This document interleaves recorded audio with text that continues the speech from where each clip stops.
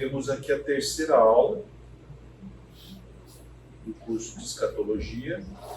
As duas primeiras aulas foram dadas pelo Natanael, né? Agora ele não pôde estar aqui porque ele está dando sermão lá hoje, né?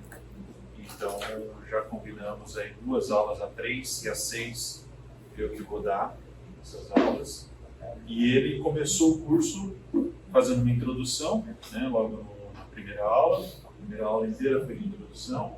A segunda aula foi falando um pouco sobre como interpretar profecias, e que isso é fundamental para a nossa forma de avaliar a escatologia, né? Dependendo da forma como você avalia profecias, você pode ter uma visão ou outra, né? E uma coisa bem interessante que ele falou é que todos nós, por menos que tenhamos estudado esse assunto, nós já temos algumas coisas em mente, né? Simplesmente da forma como nós estudamos ou aprendemos a forma de interpretar profecias, né? Às vezes você nem está olhando escatologia como um todo, mas alguém que vai para uma linha mais espiritualizada de profecias, ou alguém que vai para uma linha mais literal, certamente vai direcionar o seu entendimento sobre escatologia de formas diferentes também, né? Esse tema ficou comigo aqui, de expectativas escatológicas do Antigo Testamento, que também é interessante a gente avaliar, porque tem-se a impressão, não sei se vocês já ouviram alguma coisa assim, que o Antigo Testamento fala muito pouco sobre morte, ressurreição, né? Parece que a impressão que dá é que tem-se muito mais registros e aprofundamento desses temas no Novo Testamento do que no Antigo Testamento. Mas essa aula toda ela foi baseada nesse livro aqui, tá? De Walter Kaiser, Pregando e Ensinando as Últimas Coisas, a Escatologia do Antigo Testamento para a Vida da Igreja. Então a proposta dele é muito interessante, é olhar a escatologia exclusivamente pelo prisma do Antigo Testamento, né? Ele não faz uma coletânea de textos isolados, versículos aqui ou ali, mas ele tem, o livro tem 15 capítulos. Cada capítulo ele se debruça num texto específico, um texto completo, né? de um Joel de capítulo tal, de tal a tal. Ele vai se debruçar sobre aquele texto e vai falar sobre ele. Então, nós condensamos isso tudo numa aula só. Vocês vão ver que a gente tem muito texto bíblico para ler hoje, então eu também não consegui pegar os textos como ele propunha ali, para a gente ler todos eles aqui, né? Mas eu vou entregar para vocês depois. Hoje eu não tenho aqui, mas talvez naquela parte do material adicional que o Natanael deixou lá, um painelzinho com todos os temas que a gente vai passar aqui e cada um dos textos. Então depois eu aconselharia vocês também a olharem, lerem esses textos, porque é bastante interessante, tá? E tem algumas quebras de paradigma importantes para nós aqui, né? E acho que isso que fica aqui como uma boa tarefa para a gente fazer, né? Olhar para o Antigo Testamento, talvez de formas que a gente nunca fez, e ver o que se falava de escatologia. Não sei se vocês têm essa impressão também. Parece que sempre que fala de escatologia, a gente pensa lá no Apocalipse. No máximo a gente fala assim, tem Ezequiel, tem Daniel, mas algumas coisas bem específicas, né? Mas a verdade é que o Antigo Testamento tem muita coisa. Salmos tem muita coisa, né, sobre escatologia, muita coisa. Então nós vamos passar por algumas aqui, tá? O Natanael tinha falado para vocês trazerem as perguntas, né? Espero que vocês tenham trazido todas as perguntas que vocês têm, que a gente vai juntar com as de hoje e vai deixar todas para o Natanael responder. Tá bom? Mas, brincadeiras à parte, fiquem à vontade. O que eu não souber, eu vou dizer que eu não sei e vou pesquisar, tá? Mas vamos aprender juntos aqui, tá? Nós vamos passar por 6 partes, tá? Então, aqueles 15 capítulos que eu falei para vocês estão divididos em 6 grandes partes aqui, né? que são essas expectativas escatológicas do Antigo Testamento. Nós vamos passar por escatologia individual e geral. Né? O que o povo de Israel pensava na época sobre morte, sobre vida e morte, ressurreição, né? Individual, né? Não como nação. Vamos passar pela nação de Israel também no Antigo Testamento. Tem muita coisa que se fala sobre Israel do ponto de vista escatológico. Vamos passar pelo novo rei davídico e a cidade do grande rei. Então, vocês podem ver que um pouco dos temas que eu estou falando aqui já tem uma conotação escatológica, né? Mas nós vamos passar por textos do Antigo Testamento que falam sobre isso, sobre um novo rei davídico e sobre a cidade desse grande rei. Na parte 4, o dia do Senhor. A gente ouve muito falar sobre o dia do Senhor, né? E o Antigo Testamento fala bastante sobre o dia do Senhor. Obviamente não é um dia de 24 horas, tá? Mas sempre fala de um período bastante intenso aí, que é o dia do Senhor. E o início do conflito entre as nações e Israel. Fala-se muito disso no Antigo Testamento. Parte 5. Os eventos dos últimos 7 anos. Né? Para quem tem ideia do que a gente está falando, né? E nós vamos passar pelas 70 semanas de Daniel. Nós temos uma semana de 7 anos, né? Que é a linguagem escatológica aqui, que ainda está para se realizar. E o Antigo Testamento fala sobre isso também. Tá? E a chegada da Confederação do Ocidente. Vai haver uma união de povos inimigos de Israel que vão atacar Israel. E vários textos falam sobre essa união. E o último tema que a gente vai ver é o vindouro reino de Cristo no milênio, né, e a chegada do Estado eterno. Então a gente tem tudo que vai acontecer ali, os últimos 7 anos, que seria a tribulação, né, e Jesus vindo para instituir o seu reino, né, milenar. E após o reino milenar, temos o Estado eterno. O que o Antigo Testamento falava sobre o Estado eterno? O que acontece depois do milênio? O Antigo Testamento também tem algumas coisas para falar aqui. Tá? Muito bem. Então, o primeiro que a gente vai abordar é a escatologia individual e geral. Muita gente acredita que o Antigo Testamento não dá tanta importância para essas questões, né, de vida, morte, ressurreição. Tem gente que crê que os povos antigos não valorizavam muito isso, esse tema. Mas isso não é verdade. É só a gente ver o povo egípcio, por exemplo, né, com a construção de grandes pirâmides. O que eram as pirâmides? Né? Era a forma de eternizar o faraó. Né? Ele era sepultado naquele lugar com toda a sua riqueza, muitas vezes com todos os seus servos. Eles eram sepultados juntos, né? Porque tinha-se uma noção de que haveria uma vida após a morte e que ele desfrutaria de todos os benefícios nessa vida após a morte.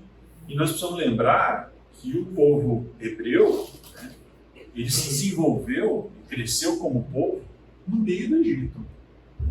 Então, ficaram mais de 400 anos vivendo ali. Então, para eles era muito comum esse conceito, né, de vida após a morte.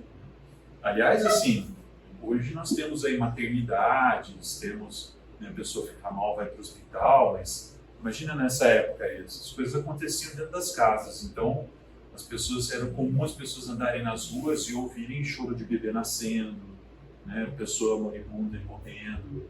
Então, até assim, o clima em volta das cidades era muito permeado de vida e morte. Né? Se a gente pensar, por exemplo, na história de Enoque, né, que Enoque foi tirado, né, foi levado, muito provavelmente isso trouxe fortes reflexões no povo como um todo. Né? O povo pensa assim, poxa, esse cara não morreu. Ele foi levado com o corpo dele para onde? Onde que ele está? Onde que ele consegue viver junto de Deus, estando com o corpo físico dele? Então, certamente essas questões permeavam o imaginário aqui do povo do Antigo Testamento. Tá? E nós, para falar sobre vida e morte no Antigo Testamento, a gente vai olhar aqui Salmo 49, de 1 a 20, e eu selecionei alguns versículos para a gente falar disso. Mas antes, pessoal, qual que é o contexto de vida e morte ali no Antigo Testamento? Primeiro, os mortos eram enterrados. Esse hábito de enterrar os mortos era muito comum na antiguidade. Na verdade, a pior maldição para alguém era o cara ser deixado no solo sem sepultura. Era os animais comerem. Era terrível isso para eles. Era uma maldição. Né? Então, o enterrar seus mortos já tinha aqui uma conotação de assim, vai ter alguma coisa depois. Então, nós precisamos reservar esse cara aqui. Né? Esse corpo é importante, eu não posso simplesmente largar ele aqui ao reduto. O principal termo usado no Antigo Testamento para se falar de morte, de vida pós-morte, é Sheol. Talvez você já tenha ouvido bastante falar. Tem vários termos, tá, na Bíblia que falam sobre morte, mas Sheol é um dos principais, 65 a 66 vezes usado no Antigo Testamento. Na King James, né, a versão americana, ele é traduzido como sepultura em 31 dessas vezes, como inferno em 30 vezes e como cova 3 vezes. Tá? Alguns estudiosos acreditam que assim, esse sentido foi sendo alterado com o passar dos séculos na antiguidade. A princípio falava-se de sepultura, mas aos poucos foi tomando também uma conotação de inferno. Tá? O fato é o seguinte, que o Sheol, ele era um lugar dos mortos. E para esse lugar iriam tanto pessoas boas quanto ruins. Elas iam para o Sheol. Tá? Não tinha essa diferenciação de céu e inferno. O contexto do lugar dos mortos era para todo mundo ir. E o fato é que não era uma coisa atrativa. As pessoas não gostavam de pensar na morte, no Sheol, porque aquilo tudo era escuro, empoeirado, cheio de ossos. As descrições, quando se fala do Sheol, são essas. Né? Então, não era uma coisa atrativa para eles. E aí vamos, então, no texto mesmo. Salmo 49, de 1 a 20, já pulo ali no versículo 5. Por que deverei temer quando vierem dias maus, quando inimigos traiçoeiros me cercarem, aqueles que confiam nos seus bens e se gabam de suas muitas riquezas? Uma paradinha aqui, tá, pessoal? Olha quem ele está identificando como inimigos, tá? Os inimigos são aqueles que confiam nos seus bens e se gabam das suas muitas riquezas. Né? Então ele está falando para alguém num contexto de olhar o cara rico e tal, e falar, putz, esse cara é um inimigo aqui. Ninguém pode redimir o seu semelhante ou pagar a Deus o preço por ele, pois o resgate de uma vida não tem preço. Não há pagamento que o livre, para que viva para sempre e não sofra decomposição. Não tem pagamento que faça isso. Pois todos podem ver que os sábios morrem, como perecem o tolo e o estúpido, e para outros deixam os seus bens. É pesado, né, esse texto, né? Pensa assim, o tolo e o estúpido, né, que acumula bem, o cara fica a vida inteira dele achando que ele precisa acumular as coisas, ele vai embora. E a hora que ele vai embora, a riqueza que ele acumulou vai para alguém. Alguém vai se beneficiar disso. Né? E ele não diferencia aqui, ele fala assim, podem ver que os sábios morrem como perece o tolo e o estúpido. Então, seja sábio, seja tolo, tudo no mesmo falar. O túmulo será a morada deles para sempre, a sua habitação de geração a geração, ainda que tenham dado o próprio nome a terras. A gente vê isso, né? Rua com nome de caras, cidade com nome de caras, sempre numa tentativa de perpetuar sua existência. Né? Mas o fato é que mesmo que ele faça isso, o túmulo é a morada dele para sempre. Né? Verso 12. Mesmo que muito importante, o ser humano não perdura. É como os animais que perecem. Versículo 15. Deus, porém, redimirá a minha vida da sepultura e me levará para si. Então a gente vê aqui no Salmo, o salmista olhando e falando assim, comigo vai ser diferente. Por quê? Porque eu confio num Deus que vai me redimir. Aquele preço que ninguém pode pagar, esse Deus pode. Ele vai me redimir. E aí o verso 20, o homem, mesmo que muito importante, não tem entendimento, é como os animais que perecem. Podem ver que tem um paralelo ali com o verso 12, né? Muito parecido o texto. Mesmo que muito importante, o ser humano não perdura. É como os animais que perecem. Bem parecido. Tá? Então, Deus é o único que pode redimir a vida e resgatar qualquer um de nós da sepultura. É uma lição que se tira desse texto aqui. Para aqueles que confiam nele, Deus os levará para estar com ele, de forma que há vida além da sepultura. Então, pessoal, essa era uma confiança que o povo de Israel tinha. Tá? Na cosmovisão deles, né, de o que acontece após a vida, tinha uma esperança. Que não era simplesmente vai para o Sheol e tudo acabou. Por mais que a gente veja que a morte vem para todo mundo de forma igual, quem tem esperança no Senhor vai um dia ser resgatado, esse preço vai ser pago. Tá? Beleza, pessoal? Muito bem. Segundo capítulo dentro dessa parte, a ressurreição dos mortos no Antigo Testamento. E aqui nós vamos ver Jó, Jó 19, 21 a 27. Que é Jó falando aqui. Primeiro dando um pouco de contexto para vocês, né?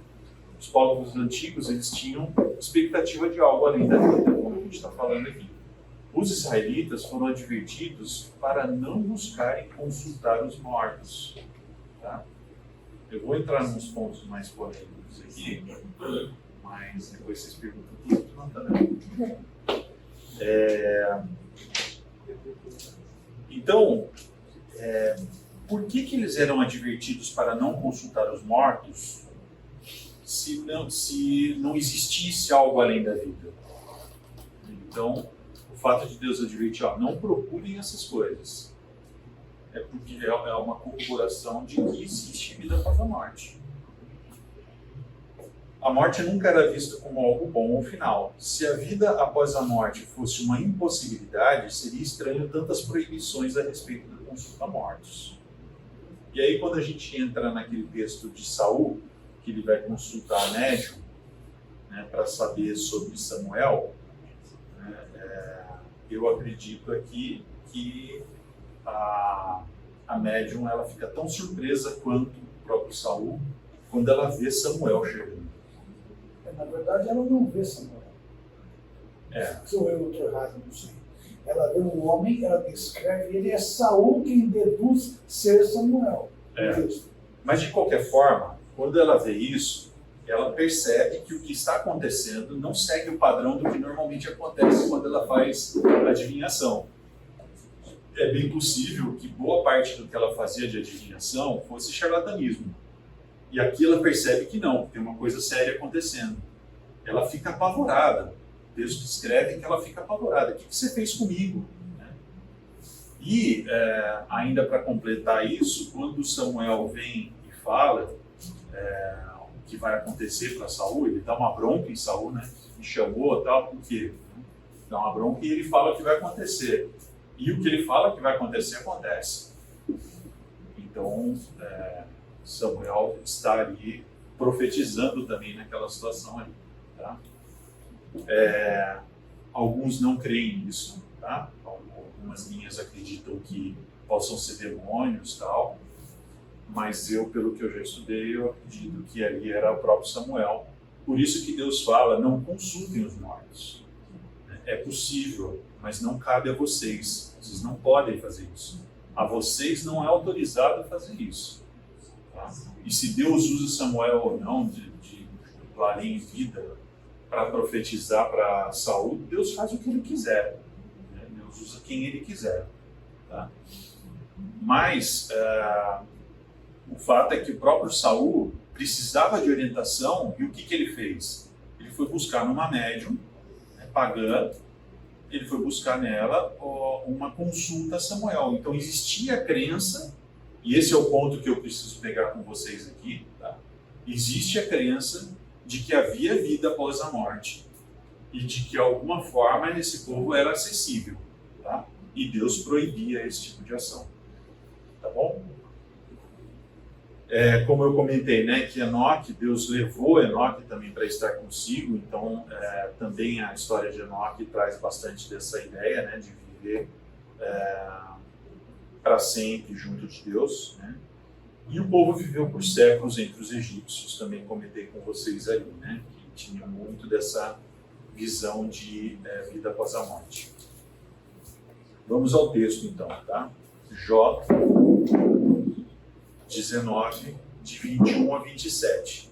Misericórdia, meus amigos, misericórdia, porque a mão de Deus me feriu. Por que vocês me perseguem como Deus o faz? Nunca irão saciar-se da minha carne? Quem dera as minhas palavras fossem registradas, quem dera fossem escritas em um livro, fossem talhadas com estilete de ferro no chumbo, ou gravadas para sempre na rocha. Não sabia que estaria isso, né? Quanto a mim, eu sei que o meu Redentor vive e que no fim se levantará sobre a terra. Depois que o meu corpo estiver destruído e sem carne, verei Deus. Eu o verei com os meus próprios olhos, eu mesmo, não outro, como anseia no meu peito o coração. Então o que ele está falando é assim, eu não vou ter um encontro só espiritual com Deus, eu vou ver com os meus próprios olhos, mesmo depois de minha carne ter sido destruída. Ainda assim, com os meus próprios olhos, eu verei a Deus. Então tem uma crença clara aqui de uma ressurreição do corpo. Uma vida após a morte, real e pessoal, era considerada pelos israelitas como uma conclusão natural e necessária a essa vida presente, semelhante ao que é evidenciado nas antigas culturas do Oriente Próximo e suas práticas e escritos. Beleza, pessoal? Até aqui tudo bem? Então, com isso, a gente passou aquele primeiro tema.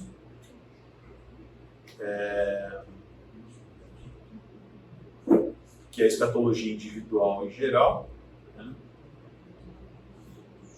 Falando da vida e morte no Antigo Testamento e falando da ressurreição dos mortos. Renato, Oi. uma dúvida. Esse Sheol não é uma coisa que existe mesmo? Tipo, era uma visão que eles tinham antes das revelações do Novo Testamento, mas que hoje a gente descarta, era uma visão errada que eles tinham da vida após a morte. Eles não tinham uma clareza do que era o lugar dos mortos. Eles sabiam que quando morria ia para algum lugar. Não se fala de Sheol no Novo Testamento. Não. No Novo, Jesus já institui muito o conceito de céu e inferno. Mas acho que aí a gente vai entrar no assunto que é antes de Cristo e depois de Cristo a morte. Antes de Cristo, os homens não iam para o céu, para lugar nenhum, porque não existia ainda o sacrifício vicário de Cristo. Quando Jesus morre, ele vai no inferno, tira a chave do diabo, então começa a acontecer de que o crente que morre, já salvo, pode ir para Deus, porque o sacrifício já foi feito, e o homem ímpio já vai para o inferno, porque ele não tem mais como ser resgatado. Então, tem que entender essa diferença, e esse é um outro paralelo, qual é a diferença pós-Jesus e antes de Jesus e depois da morte. E é uma realidade diferente. Antes de Cristo não se ia para o céu, quando morria. Jesus, no meu entendimento, não. Jesus não tinha morrido ainda. Quando Jesus está na cruz, que tem o bandido que está do lado dele, ele chega a falar, né? Ainda hoje estarás comigo no paraíso. Então já existe um conceito de assim, alguém vai para um lugar melhor, está comigo lá, enquanto outros não. No Antigo Testamento, eles não tinham essa clareza. Então, pensando na forma deles descreverem, isso não era claro para eles. Tinha um lugar único onde todo mundo ia. Tanto é que tem um texto em que Davi, quando o filho dele morre, que ele ficou jejuando e, né, orando para que Deus não o levasse, né? E quando ele morre, eles falam assim, nossa, mas que o pessoal, né, os assessores dele ali falando, mas que estranho, né? Enquanto o menino estava vivo, ele estava aí péssimo, e agora que morreu ele está de boa, está tranquilão, né? E o que ele fala é isso, né? Ele falou assim, agora não tem mais o que fazer, enquanto ele estava vivo eu podia orar, agora ele foi para o lugar dos mortos, então a única forma de eu me encontrar com ele é a hora que eu for para lá também. Eu só um complemento do que eu falei, que eu corrigi um pouco do que eu disse. Eu acho que sim, existem diferenças do crente, né, e o ímpio. Porque a palavra de do Lázaro e do rico que vai para o tormento, e Lázaro vai para o seio de Abraão. Aí o seio de Abraão do Velho Testamento é diferente do novo, porque Cristo tinha muito aí. Esse que é o meu caso. Imagina. Mas o fato é que você não vê evidências claras no Antigo Testamento de uma distinção muito grande a respeito desse lugar dos mortos. Era um lugar meio único ali, tá? E não tinha essa clareza. Jesus começa a trazer muito esse conceito de céu e inferno. Muito bem. A nação de Israel, né, no Antigo Testamento. Então, existem promessas eternas feitas a Israel. E a gente vai ver uma parte disso em muitos lugares, tá? Mas nós vamos ver uma parte disso aqui em Jeremias 32, de 27 a 44. Dando um pouco do contexto para vocês, né? A promessa da terra é dada a Israel. Será que ela ainda é válida? São questões que surgem disso, tá? Quando se discute escatologia, aquilo que o Nathaniel falou, que existem várias visões, né? Alguns questionamentos vêm nessa linha. Existiam promessas feitas especificamente para o povo de Israel em relação à terra. Será que isso ainda é válido? A promessa de Deus, ela era bilateral ou condicional? A gente vê em alguns textos que é muito claro que é condicional. Em outros lá, por exemplo, quando ele chama Abraão, ele faz unilateral, só ele passa, né, entre as carcaças lá, né? Mas quando você pega de uma forma geral, dá para dizer, para quem acredita na escatologia, de que as promessas feitas a Israel se transferem para a igreja? Será que isso é possível dizer isso? Tá? Então, são questões que surgem aí quando se analisa, quando se estuda o Antigo Testamento. Isso tem a ver com o quê? Né? O presente da terra, a terra ser dada, ele pode ser espiritualizado e passado à igreja? Tá? São questões que surgem desse estudo. Nós não teremos respostas para essas coisas hoje, tá, pessoal? Mas é só para mostrar para vocês que isso traz bastante confusão. Então vamos lá, Jeremias 32, a partir do 27. Eu sou o Senhor, o Deus de toda a humanidade.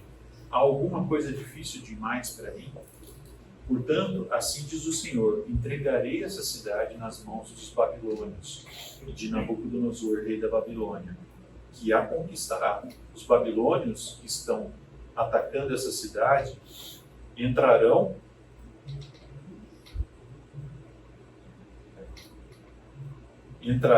e a incendiarão.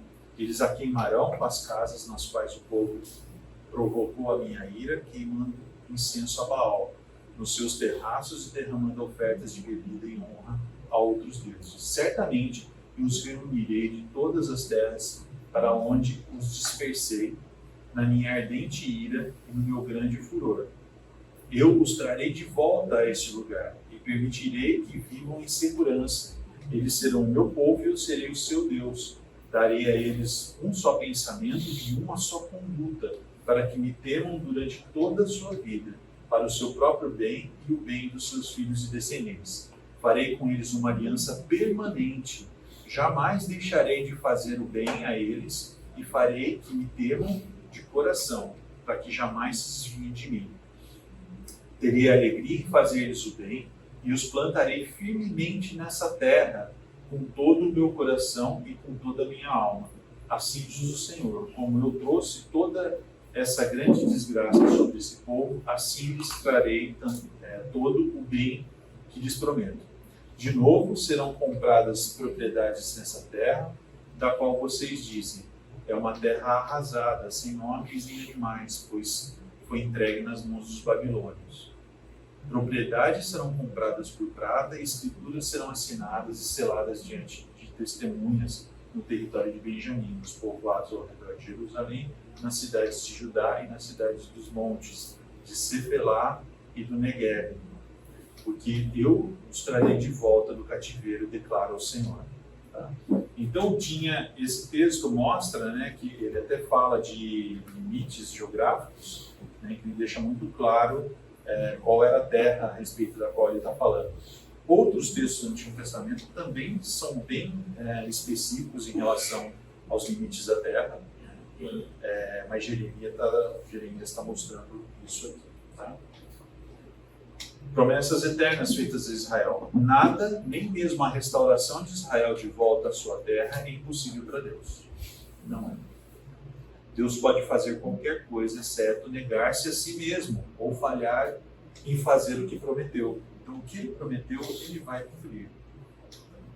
A dispersão mundial do povo judeu terminará quando Deus os restaurar a sua terra de Israel novamente. Tá?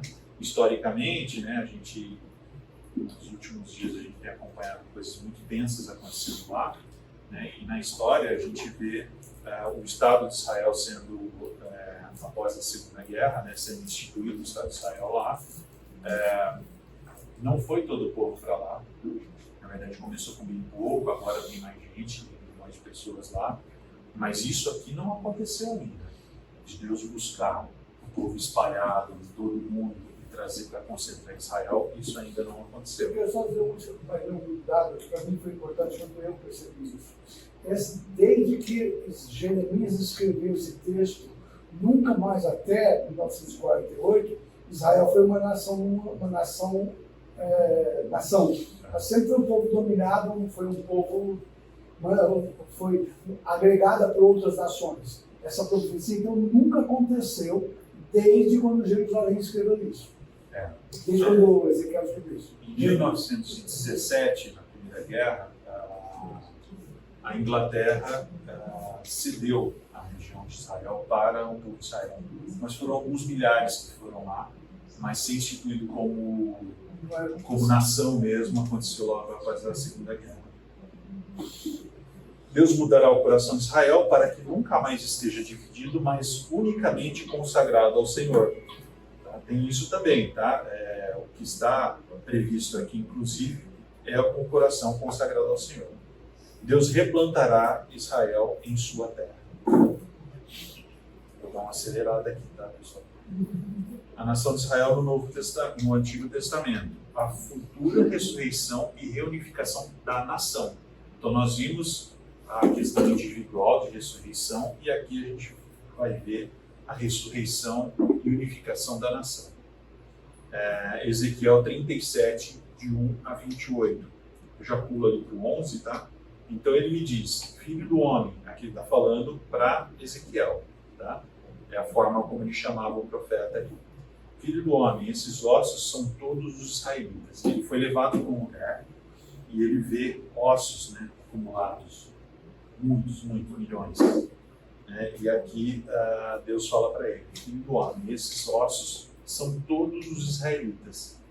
Eles dizem, os nossos ossos se secaram e a nossa esperança desvaneceu-se, fomos exterminados.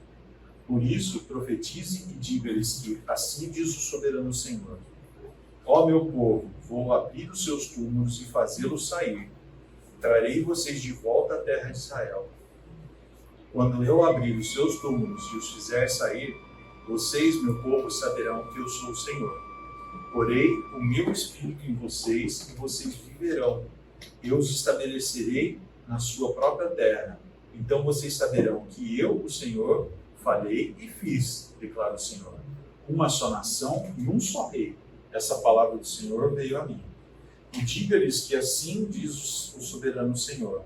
Tirarei os israelitas das nações para onde foram. Vou ajuntá-los de todos os lugares ao redor e trazê-los de volta à sua própria terra. Vou terminar esse texto aqui rapidinho, a gente sai do intervalo, tá? Eu os farei uma única nação na terra, nos montes de Israel. Haverá um único rei sobre todos eles, e nunca mais serão duas nações, nem estarão divididos em dois reinos. Lembrando, né, pessoal, tinha Judá e Israel. Né? E o que Deus está falando é que a promessa dele é que ele vai unificar o reino e vai ser um reino só. Nunca mais se contaminarão com seus ídolos, nem com suas imagens repugnantes, nem com nenhuma das suas transgressões, pois eu os salvarei de todas as suas apostasias pecaminosas e os purificarei. Eles serão o meu povo e eu serei o seu Deus. O meu servo Davi será rei sobre eles, e todos eles terão um só pastor. Seguirão as minhas ordenanças e terão o cuidado de obedecer aos meus estatutos. Viverão na terra que dei ao meu servo Jacó, a terra onde os seus antepassados viveram. Eles e seus filhos e os filhos dos seus filhos viverão ali para sempre. E o meu servo Davi será o seu líder para sempre. Farei uma aliança de paz com eles. Será uma aliança eterna. Eu os firmarei, os multiplicarei e porei o meu santuário no meio deles para sempre. A minha morada estará com eles. Eu serei o seu Deus e eles serão o meu povo. Então, quando o meu santuário estiver entre eles para sempre, as nações saberão que eu, o Senhor, santifico Israel. Vamos dar um intervalinho? Daí eu faço uma conclusão desse tema. Nós lemos então o último texto ali, que é Ezequiel, né, 37, de 1 a 28, e aí fazendo aqui um resumo bem rápido aqui para vocês. Espera aí. A futura ressurreição e reunificação da nação. Apesar de Israel rejeitar continuamente o seu Senhor, este estenderá sua misericórdia e graça ao ajuntar os ossos mortos da nação novamente, dando-lhes sua vida e soprando o Espírito sobre eles, para que vivam como nação outra vez. O Senhor vai fazer isso. Vai reunificar, mas vai ressuscitar essa nação. Esse será o resultado da obra do Espírito Santo sobre a nação de Israel, subsequentemente trazendo-a ao arrependimento e à fé no Messias, Jesus de Nazaré, nos últimos dias. Ao invés de permanecerem duas nações separadas, divididas desde o fim do reinado de Salomão, Deus juntará as 2 tribos do sul às 10 tribos do norte numa única nação, para nunca mais ser dividida por todo o tempo e toda a eternidade. Sobre essa única nação unificada, o próprio Deus reinará como rei e pastor sobre o seu povo. Deus estabelecerá o seu santuário no meio do seu povo e será mais uma vez seu Deus, e eles se tornarão o povo de Deus. Beleza, pessoal? Resuminho daquela parte ali de Ezequiel. Mais um tema aqui em relação à nação de Israel no Antigo Testamento: o futuro retorno de Israel à terra da promessa. Então eles serão juntados, e Zacarias 10, de 2 a 12, fala disso. Já pulo aqui para o versículo 8, tá? Assobiarei para eles e os ajuntarei, pois já os resgatei. Serão numerosos como antes. Embora os espalhem entre os povos em terras distantes, eles se lembrarão de mim. Os filhos viverão e voltarão. Eu os farei retornar do Egito e os ajuntarei de volta da Assíria e os levarei para as terras de Gileade e do Líbano. E mesmo assim não haverá espaço suficiente para eles. Deus vai juntar o povo todo, a ponto de não ter lugar suficiente para colocar todo mundo. O futuro retorno de Israel à terra da promessa, essa é uma das passagens mais importantes entre 2 ou 3 dúzias de textos fundamentais do Antigo Testamento que falam de um retorno da nação de Israel à sua terra pela terceira vez. Tá? Por que pela terceira vez, né?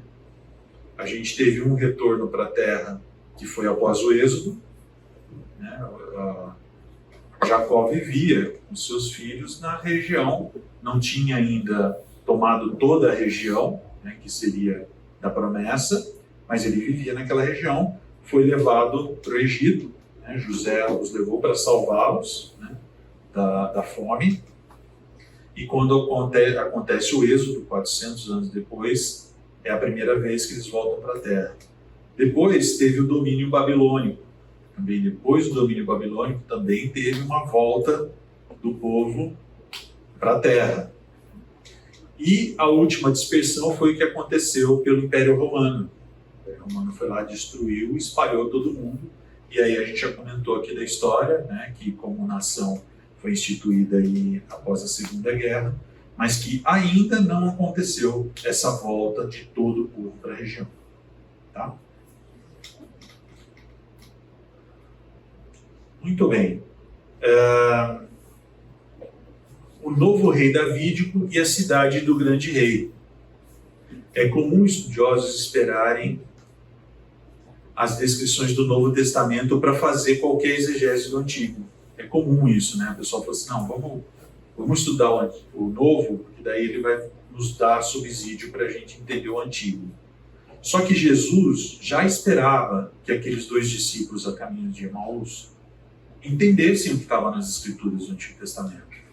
Porque ele fala, vocês não entenderam ainda? E ele dá uma aula para eles ali, né? Curiosidade de ver Jesus ensinando isso para eles na época. Mas ele foi passando texto por texto que eram importantes, os textos importantes no Antigo Testamento, e dizendo para eles, olha, isso aqui falava de mim, isso aqui falava da minha morte, isso aqui falava da minha ressurreição. Então, Jesus tinha expectativa de que esses homens tivessem compreensão, ou seja, existia texto suficiente para o povo do Antigo Testamento entender o que estava acontecendo na volta de Jesus. Era possível, inclusive, entender que a vinda do Messias seria em 2 partes. Né? Porque se você for pensar, o judeu hoje em dia, o judeu estudioso, ele tem dificuldade com isso, porque ele entende, quando ele lê alguns textos, que Jesus, o Messias, quando viesse, ele já traria a libertação e já instauraria o reino. Porém, se a gente pega alguns textos, e nós vamos passar por alguns deles, mostra que, na verdade, já estava profetizado em 2 partes. Se a gente pega Zacarias 12:10, ele fala assim, e derramarei sobre a família de Davi e sobre os habitantes de Jerusalém um espírito de ação de graças e de súplicas. Olharão para mim, aquele a quem transpassaram, e chorarão por ele, como quem chora a perda de um filho único, e se lamentarão, argumentando amargamente por ele, como quem lamenta a perda do filho mais velho. Então, aqui, dentro de um contexto de uma profecia de um Messias que vai reinar para sempre, existia uma etapa em que ele foi traspassado, ele foi morto. E eles estão olhando para esse Messias morto e chorando, o que nós fizemos? Então, em Zacarias já tinha uma profecia aqui mostrando que seria em 2 partes. Então vamos lá, vamos para Isaías 2, de 2 a 5 e 4, de 2 a 6. O renovo do Senhor e a nova Sião. Sião, pessoal, é muito misturado com o conceito de Jerusalém. É um morro, né, um monte ali, que é onde acontecia a adoração ao Senhor. Né? E inclusive, o Monte Moriá, que é onde Abraão quase sacrificou Isaac, e esse monte, muito provavelmente, era o mesmo Monte Sião. Tem um texto em Crônicas que traz essa explicação. Isaías 2, de 2 a 5. Nos dias que virão, o monte do templo do Senhor será estabelecido como principal, será elevado acima das colinas e todas as nações correrão para ele. Muitas nações virão dizendo, venham, subamos ao monte do Senhor, ao templo do Deus de Jacó. Ele nos ensinará os seus caminhos para que andemos nas suas veredas, pois a lei virá de Sião e a palavra do Senhor de Jerusalém. Ele julgará entre os povos e resolverá contendas entre as muitas nações. Das suas espadas eles farão enxadas e das suas lanças foices. Nenhuma nação erguerá espada contra a outra, nem aprenderão mais a guerra. Venha, ó descendente de Jacó, andemos na luz do Senhor. Aqui o que está mostrando? Que Deus vai instituir o lugar dele em Jerusalém e no Monte Sião, e de lá ele vai ensinar as nações. As questões a serem tratadas, a serem decididas, vão ser tratadas por Deus nesse lugar para todas as nações. Então todas as nações vão recorrer ao Senhor lá no Monte Sião, em Jerusalém. E aí Isaías 4, de 2 a 6, naquele dia o renovo do Senhor será belo e glorioso, e o fruto da terra será o orgulho e a glória dos sobreviventes de Israel. Os que forem deixados em Sião e ficarem em Jerusalém serão chamados santos, todos os inscritos para viver em Jerusalém.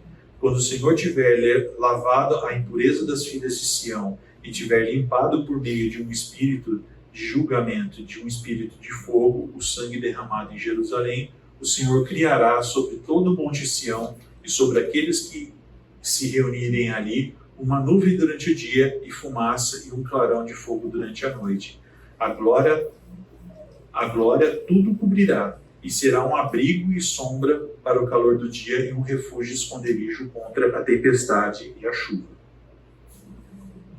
Muito bem, então aqui está falando do renovo e da nova Sião. Mas existe também uma extensão para esse governo, né, e para o reinado do Messias. E aí Salmo 72, de 1 a 17, fala um bocado disso aqui. Selecionei alguns textos aqui, tá? Alguns versículos.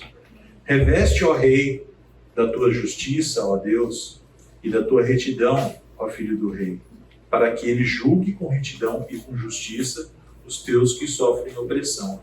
Que ele governe de mar a mar, desde o rio Eufrates até os confins da terra. Inclinem-se diante dele todos os reis, e sirvam-lhe todas as nações. Permaneça para sempre o seu nome, e dure a sua fama enquanto o sol brilhar. Sejam abençoadas todas as nações por meio dele, e que elas o chamem bendito.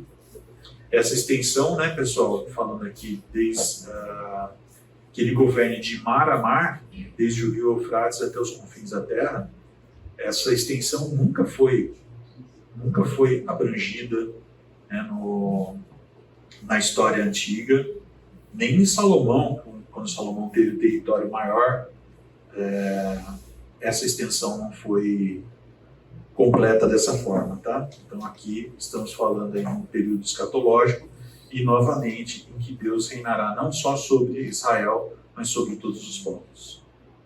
A partir de Israel. A partir de Israel. A partir de Israel.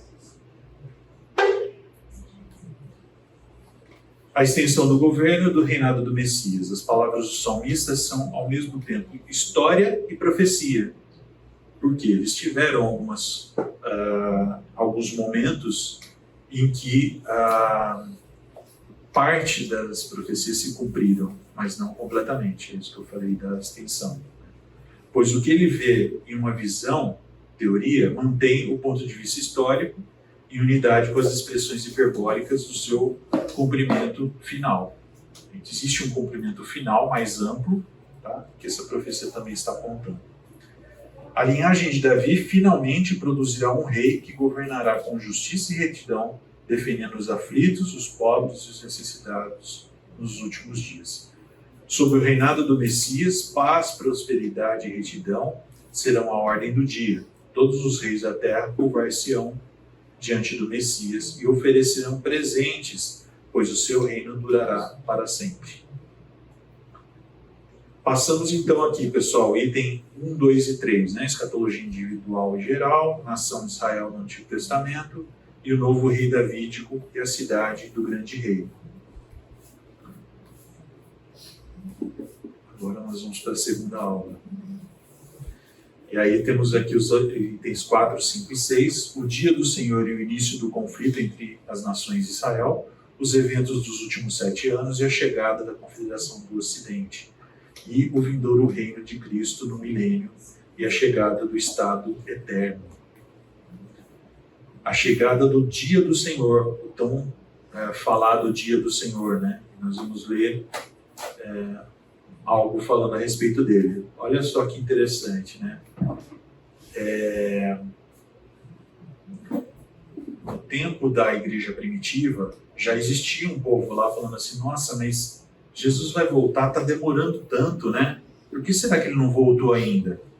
Ele tinha ressuscitado, subido aos céus, e eles estavam lá próximos, falando, nossa, mas está demorando. E aí Pedro fala aqui para eles em 2 Pedro 3, de 8 a 10. Amados, não se esqueçam disso. Um dia com o Senhor é como 1000 anos, e 1000 anos como um dia. O Senhor não demora em cumprir a sua promessa, como alguns julgam. Ao contrário, Ele é paciente com vocês e não quer que nenhum pereça, mas que todos cheguem ao conhecimento. No entanto, o dia do Senhor virá como um ladrão. Os céus desaparecerão com um grande estrondo, e os elementos serão desfeitos pelo calor e a terra, e tudo o que houver nela ficará exposta. Então aqui Pedro já estava dizendo para o pessoal, assim, pessoal, calma, não vai tardar, né? Ele vai voltar. Só que não é na perspectiva de vocês, né? Porque para Deus um dia é como 1000 anos. Então já existia uma expectativa, né, daquele povo. Uma coisa que Natanael falou que eu achei interessante também, assim, né? O povo esperou por muito tempo o Messias, né? E quando Jesus veio e viveu ali 33 anos ou um pouco mais, né, entre o povo, foi uma pequena geração que conseguiu conviver com ele, né? Muitas gerações se passaram, nasceram, morreram, né, e não viram o Messias, né? E a mesma coisa vai acontecer aqui, né? Então, muitas gerações vão passar, morrer sem ver a volta do Senhor Jesus. Só uma pequenininha vai estar lá naquele período. Mas temos que viver nessa esperança. Essa esperança faz parte. Então vamos lá, Joel 2, 28 a 32. 28 diz o seguinte: depois disso derramarei do meu espírito sobre todas as pessoas. Os seus filhos e as suas filhas profetizarão, os velhos terão sonhos e os jovens terão visões. Mostrarei prodígios no céu e na terra, sangue, fogo e nuvens de fumaça. O sol se tornará em trevas e a lua em sangue, antes que venha o grande e temível dia do Senhor. E todo aquele que invocar o nome do Senhor será salvo, pois conforme prometeu o Senhor, no Monte Sião e em Jerusalém haverá livramento, até mesmo entre os sobreviventes, aqueles a quem o Senhor chamar. Tá? Então, vários textos do Antigo Testamento nós vamos ver referências ao dia do Senhor. Como eu falei para vocês, não um dia de 24 horas, mas um momento terrível onde coisas terríveis vão acontecer, onde a ira do Senhor vai ser derramada. E também em Joel ainda, capítulo 3, de 1 a 21. Despertem nações e avancem para o vale de Josafá, pois ali me assentarei para julgar todas as nações vizinhas. Multidões e multidões no vale da decisão, pois o dia do Senhor está próximo no vale da decisão. O sol e a lua escurecerão, as estrelas já não brilharão. Vejam só como tem muito cataclisma, né, previsto nesse dia, né? O Senhor rugirá de Sião e de Jerusalém bradará a sua voz. A terra e o céu tremerão, o Senhor, porém, será um refúgio para o seu povo, uma fortaleza para Israel. Judá será habitada para sempre e Jerusalém por todas as gerações. Será que não me vingarei do seu sangue inocente? Eu me vingarei. O Senhor habita em Sião. Então, está profetizado o dia do Senhor. E quando a gente pega o Novo Testamento, né, e a gente vê lá Apocalipse e tal, fala bastante também do dia do Senhor. Fala de tudo que vai acontecer nesse dia. E aí tem uma batalha, né, Gog e Magog. Já ouviram falar de Gog e Magog?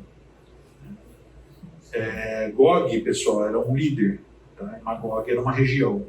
Esse Gog, ele vinha de Magog, né? Bonitinho o nome, né? Fica combinandinho, né? Estranho. Mas Gog vinha de Magog, tá?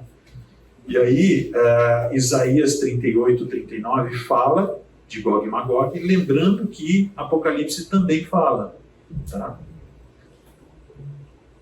Isaías 38, resuminho aqui, tá? Versículo 1, essa palavra do Senhor veio a mim, filho do homem, e vi o rosto contra Gog, da terra de Magog, o príncipe supremo de Meseque e Tubal. Profetize contra ele. Isso é o que acontecerá naquele dia, quando Gog atacar Israel. O meu furor será despertado, declara o soberano Senhor.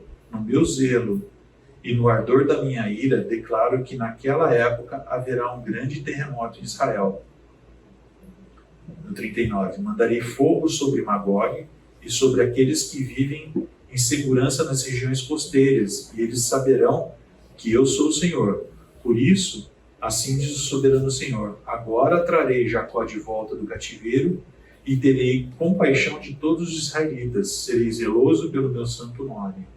Então eles saberão que eu sou o Senhor, o seu Deus, pois embora os tenha enviado para o exílio entre as nações, eu os reunirei na sua própria terra, sem deixar um único deles para trás. Aqui, pessoal, é tá tudo ligado, tá? Então, o dia do Senhor é quando essas batalhas vão acontecer. Então, aqui está falando, Magog ficava numa região a norte de Israel, né?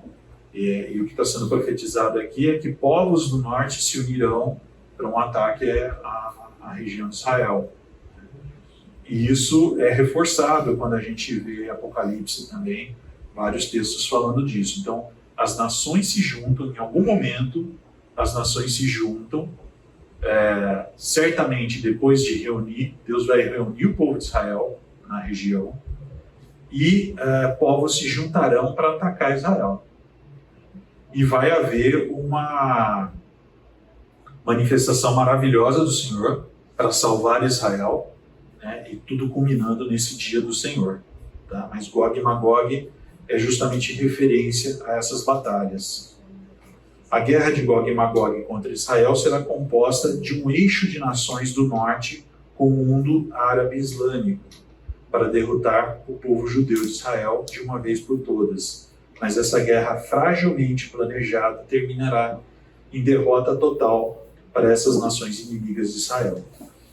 A gente fica vendo notícias, né, pessoal, e às vezes a gente olha e fala, nossa, assim, pode ser. Não sabemos, né, o que Deus, quando as coisas vão acontecer. O fato é que Israel, historicamente, os povos são contra Israel, né? Provavelmente por ser um povo que traz a esperança e a salvação para toda a terra, né? Mas são odiados por muitos, né? E vai haver essa coalizão para tentar derrotar de uma vez Israel.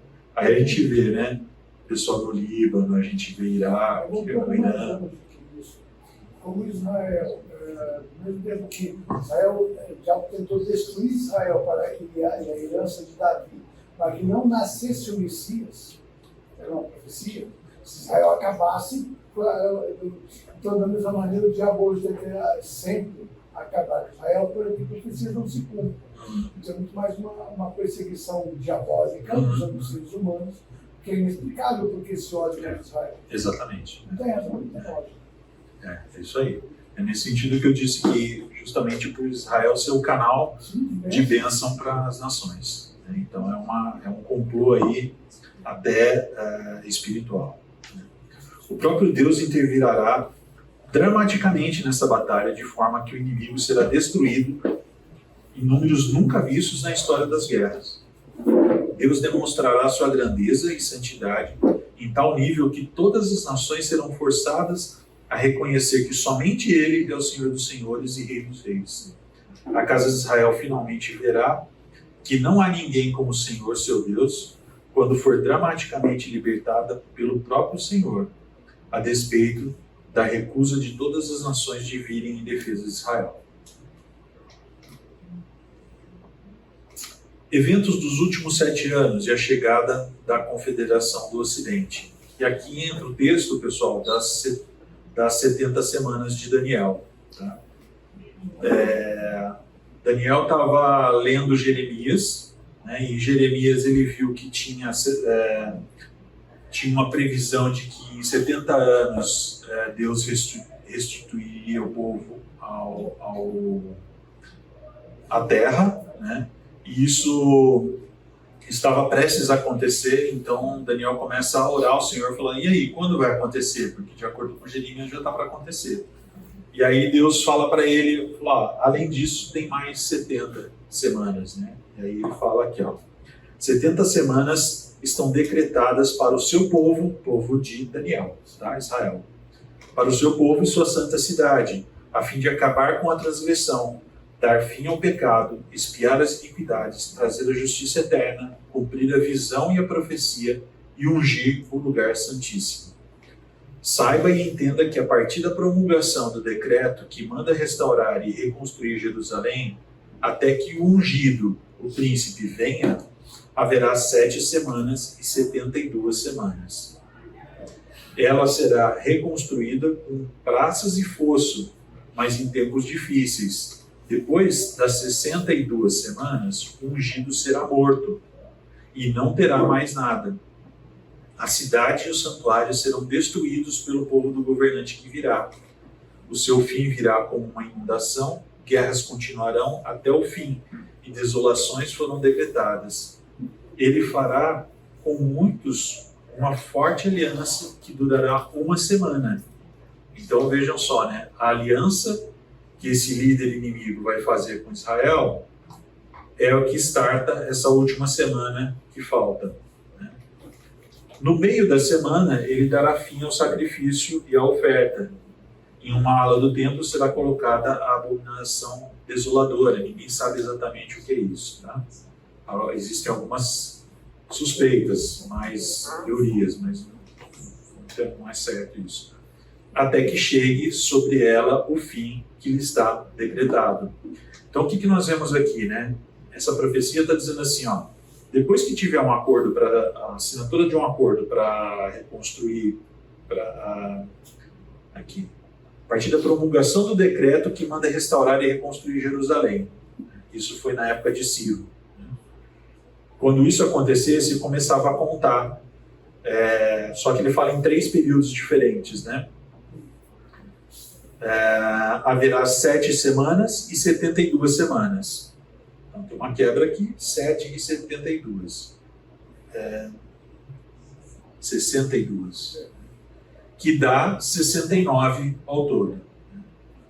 E aí ele vai descrevendo tal, ele fala que tem a chegada do ungido, que interpretação óbvia aqui, que é Jesus. Na 69? Na 69.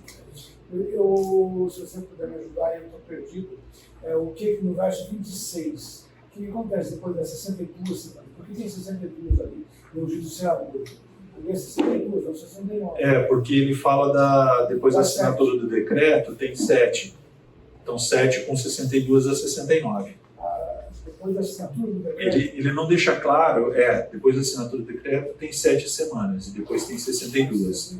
Ele não deixa claro aqui se existe um gap entre esses prazos. E também a profecia não deixa claro por que tem essa divisão. Mas existe uma divisão aqui. O fato é que, assim, depois ele soma tudo isso. Porque ele fala que após essa 69... E a última semana. Então essa última semana, ela tem um gap. E nós não sabemos de quanto é esse gap.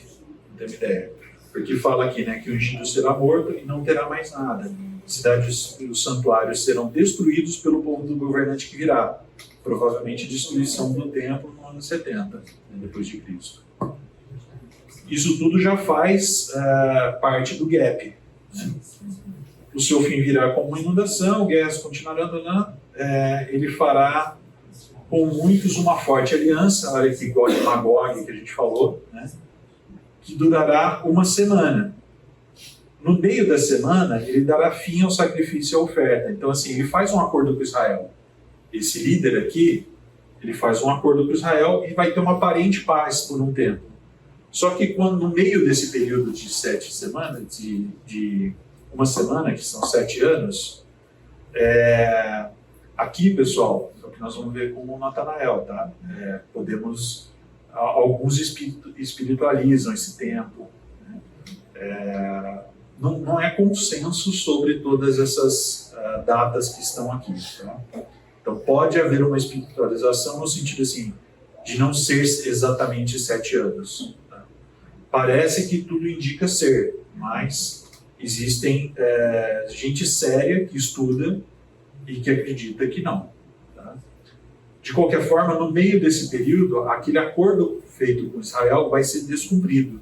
E vai ter um sacrilégio terrível, uma abominação desoladora que vai acontecer lá no templo. E aí, os últimos 3 anos e meio vai ser terrível ali, o que vai acontecer. E aí tem a batalha final. Né? Esses 3 anos e meio é a tribulação? Os 7 anos a tribulação, 3 anos e meio de tribulação. Nem todos os textos fazem essa diferença entre tribulação e grande tribulação. Às vezes chamam de grande tribulação 7 anos mesmo. Então não é consenso.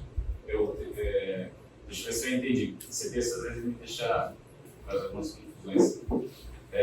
Você falou que, enfim, tem 7 semanas, depois 62 semanas, 369 semanas. Isso. Aí, não sei se eu entendi muito bem, se for ter um gap entre as semanas 69 e as 70, ou nós estamos vivendo já a semana 70, porque uma vez que o tempo ele não é tão linear nessas 69 semanas, a gente está na semana 70 ou não? Tem essa questão? Aí depende da linha escatológica da pessoa. Né? Eu tenho a tendência a acreditar que nós estamos no gap. Só que o gap, e o Natanael falou disso, né? A gente não pode encarar necessariamente como a igreja ser um parênteses na história. Né? A impressão que dá, fica muito claro por todos os textos, é que Deus sempre teve um plano, um único plano para todos. Né?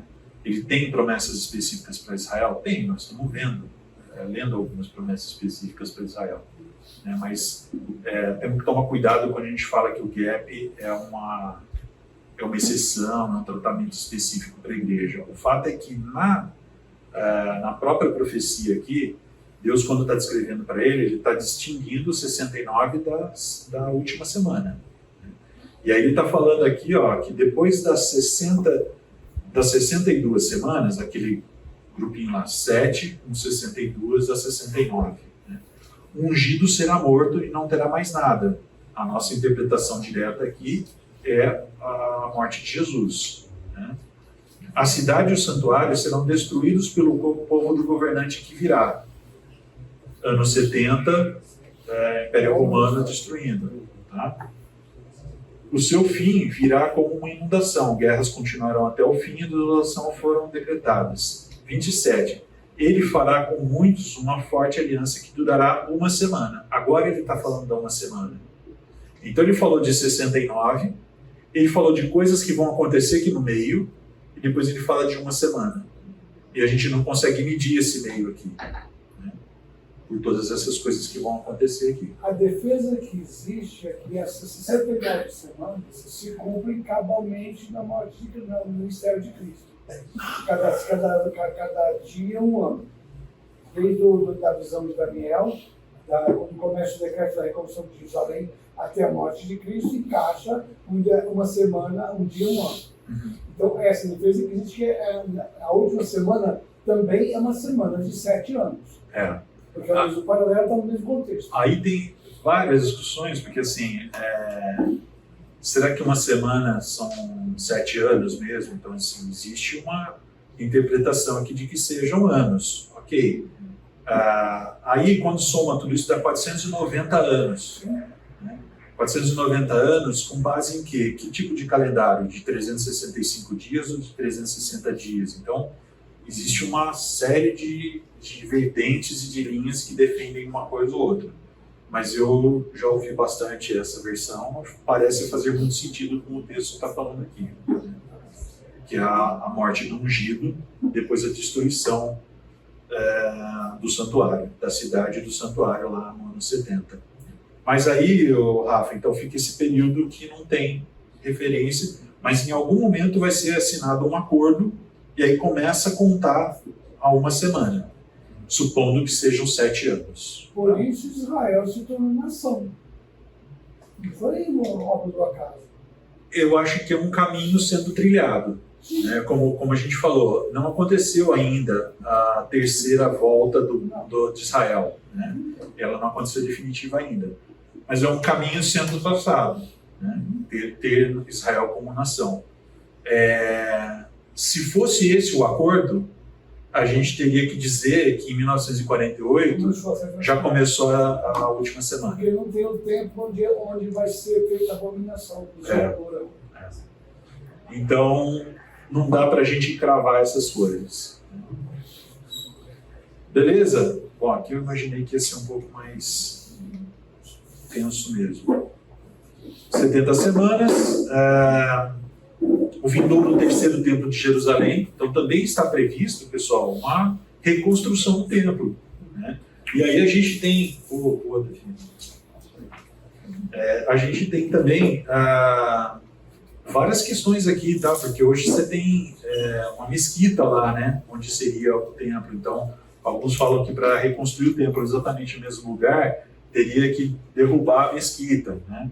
Alguns outros estudiosos falam que já a arqueologia recente, eles mediram alguns túneis que tem lá e que é possível que a região onde o templo era construído seja aproximadamente 45 metros distante de onde é a mesquita. Então existiria uma possibilidade de se reconstruir o templo num acordo que alguém assinasse, né? E mantendo a mesquita, não destruindo aquela mesquita. O fato é que, assim, espera-se haver uma reconstrução desse templo, né? Esse templo de Jerusalém será reconstruído. E aqui fala em Ezequiel 40, de 1 até 41, 26 e 43, 1 a 11. Vou também resumir bastante aqui. Ele me disse: filho do homem, fixe bem os olhos, procure ouvir bem e preste atenção em tudo o que vou mostrar a você, pois para isso você foi trazido aqui. Conte ao povo de Israel tudo o que você vai ver. A seguir levou-me ao pórtico do templo e mediu os seus pilares.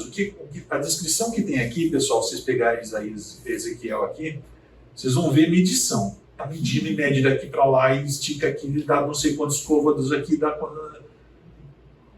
são capítulos que têm descrições claras da construção desse templo, né? O Nathanael falou isso outro dia.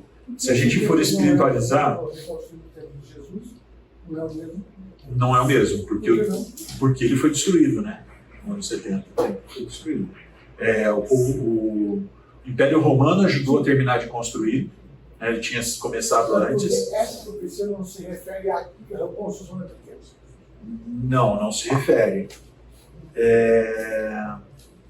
Vamos ler um pouco mais aqui, mas ele vai trazer mais detalhes aqui. Versículo 6. Enquanto o homem estava ao meu lado, ouvi alguém que falava comigo de dentro do templo. Então aparece uma pessoa e fala assim: filho do homem, esse é o lugar do meu trono e o lugar para a planta dos meus pés. Aqui viverei para sempre. Então aqui é o rei falando assim: eu estarei aqui, governarei aqui. Tá? O vindouro anticristo, Daniel 11, vocês percebem que os textos que a gente está lendo estão tudo meio se intercalando, né? Eles têm bastante intersecção aqui. Do anticristo, Daniel 11, 36 a 45, fala o seguinte: o rei fará o que bem entender. Esse rei tá com letra minúscula, tá vendo aqui? Então é um cara, tá? Que tem uma posição de liderança lá, que ele vai fazer o que ele bem entender. Ele se exaltará e se engrandecerá acima de todos os deuses e dirá coisas jamais ouvidas contra o Deus dos deuses. Ele terá sucesso até que o tempo da ira se complete, pois o que foi decidido irá acontecer. Atacará as fortalezas mais poderosas com a ajuda de um Deus estrangeiro e dará grande honra àqueles que o reconhecerem. Ele os fará governantes sobre muitos e repartirá a terra como recompensa. Então, aqui é tudo aquilo que a gente já falou de Gog e Magog, né? Então, está juntando, ele está fazendo acordo com vários povos, está dando liderança para esses caras. Aí, no versículo 40, no tempo do fim, o rei do sul se envolverá em combate e o rei do norte o atacará com carros de guerra, cavaleiros e uma grande frota de navios. Ele invadirá muitos países e avançará por eles como uma inundação. Pessoal, nem entre eles vai ter consenso, tá? Porque a luta pelo poder ela é sempre assim, né? Todo mundo quer mais. Então, mesmo eles tendo acordos entre eles, eles vão ter desavenças entre eles também. No 44, contudo, Informações provenientes do leste e do norte o deixarão alarmado. Irado, partirá para exterminar e separar para a destruição muita gente. Armará suas tendas reais entre os mares, no belo e santo monte. No entanto, ele chegará ao seu fim e ninguém o socorrerá. Que é a batalha em que o Senhor virá e a tal da batalha do Armagedon. Pessoal, eu vou ter que parar, tá? Já passamos aqui do prazo. E aí eu vou ver com o Natanael como é que a gente faz esse finalzinho aí. Talvez uma próxima aula a gente passe rapidinho por esses itens. Beleza, pessoal? Então, eu vou montar aquele material que eu falei para vocês, em que vão ter todos esses textos, dessas partes, e a gente vai deixar lá no Drive lá. Tá bom? Deixa eu fazer uma oração para a gente terminar. Senhor nosso Deus, Pai, é reconfortante, Senhor, quando nós estudamos as Escrituras, vemos que o Senhor é um Deus que teceu o seu plano desde a eternidade, Pai.